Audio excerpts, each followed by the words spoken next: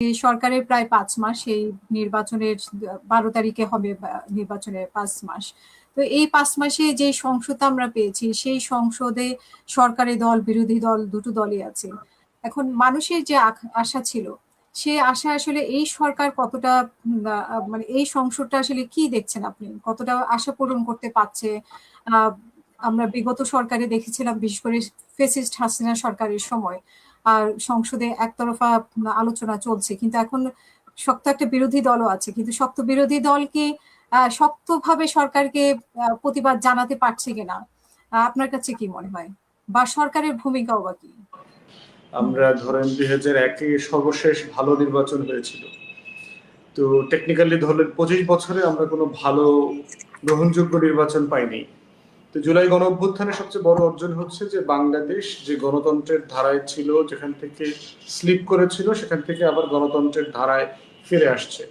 এই নির্বাচন নিয়েও বিরোধী দলের মধ্যে অনেক কনসার্ন আছে, আংশিক স্বচ্ছতার ব্যাপারে কথাবার্তা আছে, বাট মোটা দাগে রাজনৈতিক দলগুলো এবং দেশের মানুষ সবাই এটা আসলে মেনে নিয়েছে যে এটা একটা নির্বাচিত সরকার এবং আমরা সবাই এটাকে গ্রহণ করছি। তাদের পারফরমেন্সের ব্যাপারে প্রথম কথা হচ্ছে যে আপনার মাত্র তো ৫ মাস হয়েছে, ৫ মাসেই আপনি একটা দলকে খুব বেশি সমালোচনার জায়গা থেকে দেখার আসলে সুযোগ নেই। কিন্তু ইকুয়ালি বিএনপি কিন্তু টেকনিক্যালি ৫ই আগস্টের পর থেকেই ক্ষমতায়। রাষ্ট্রের মানে ওই সচিবালয়ের বাইরে যে রাজপথের একটা ক্ষমতার আছে, দেশের মাঠে ময়দানে প্রান্তরে যে ক্ষমতাটা আছে, এই ক্ষমতাটার বড় অংশ কিন্তু বিএনপির হাতে ছিল। প্রশাসনিক জায়গায় আমরা দেখেছি। বিএনপি তো বলে অন্য কথা, বা অনেক রাজনৈতিক বিশ্লেষক তো বলে এই ক্ষমতাটা আসলে জামাতের হাতে ছিল, এনসিপির হাতে যে ছিল, সেটা সার্জিস আলমের একটা বক্তব্য নিশ্চয়ই আপনি শুনেছেন, যখন ইচ্ছা তখন যে কোনো উপদেষ্টার কাছে যেতে পারতো, যা ইচ্ছা তা করতে পারতো। যে কোনো উপদেষ্টার কাছে ধরেন তো আমরাও যেতে পারি, আমরা যেতে পারি মানে কি, এটা একটা এখনকার বাংলাদেশের যে কোনো মন্ত্রীর সাথে গিয়ে কি আমরা কথা বলতে পারবো না? প্রধানমন্ত্রী থেকে শুরু করে আমাদের সাথে সবার সাথে সম্পর্ক ভালো না? এখন আমরা তো যে কোনো সময় আমাদের এই যোগাযোগের জায়গাটা আছে, এখন আমরা যেতে পারি, অথবা গেলে আমাদেরকে সম্মান করে, আমাদেরকে ওয়েলকাম করবে।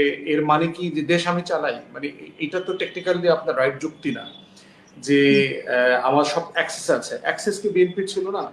মানে বিএনপির লেভেলের অ্যাক্সেস কি আসলে অন্য কারো পক্ষে থাকা প্র্যাকটিক্যালি সম্ভব?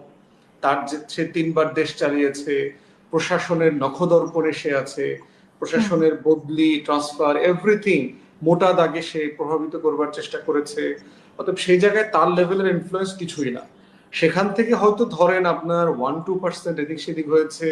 এনসিপির ছেলে পেলে আগামী ১০ বছর চাঁদাবাজি করবার পরেও বিএনপির একটা মধ্যম শ্রেণীর চাঁদাবাজদের কাছে সে তখনও প্রাইমারি স্কুলের ছাত্র হবে আর কি।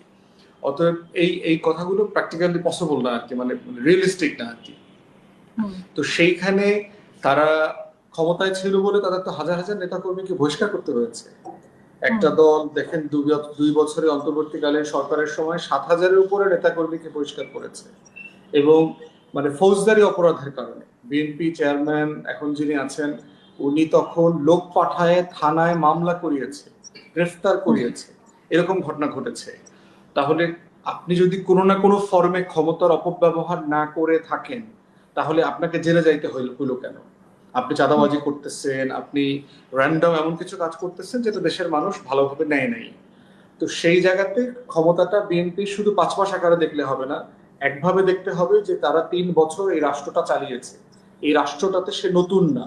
জামাত এনসিপি কিন্তু এই রাষ্ট্রটাকে নতুন করে দেখছে, কারণ এই এত বড় অ্যাক্সেস তারা কোনোদিন পায়নি। বিএনপির কাছে এই রাষ্ট্রের নখদর্পণ পুরোটা তার কাছে পরিষ্কার।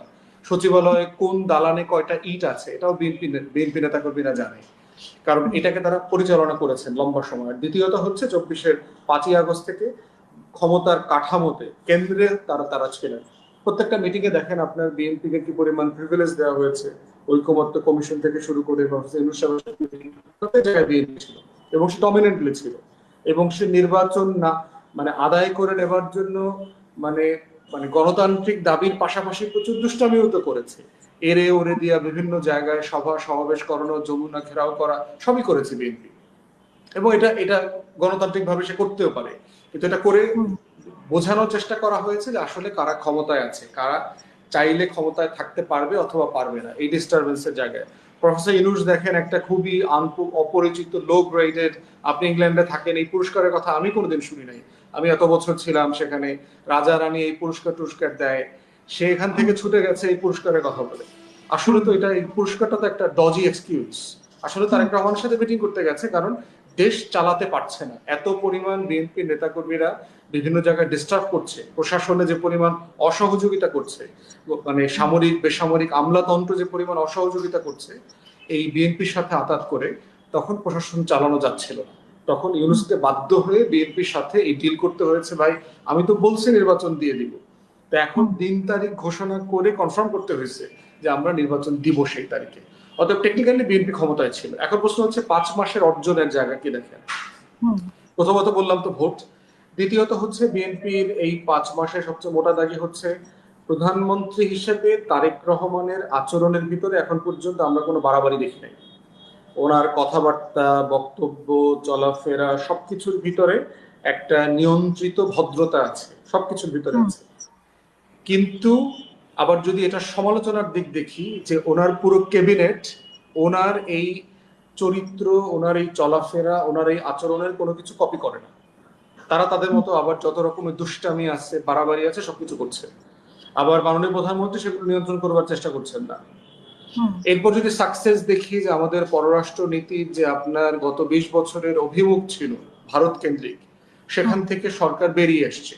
আমরা চায়না থেকে কত টাকা পেলাম, বিনিয়োগ পাচ্ছি কিনা, আদৌ পাবো কিনা, সেটা একটা লম্বা তর্কের ব্যাপার, বাট মোটা দাগে আমাদের সম্পর্কের একটা নতুন অভিমুখ তৈরি হয়েছে।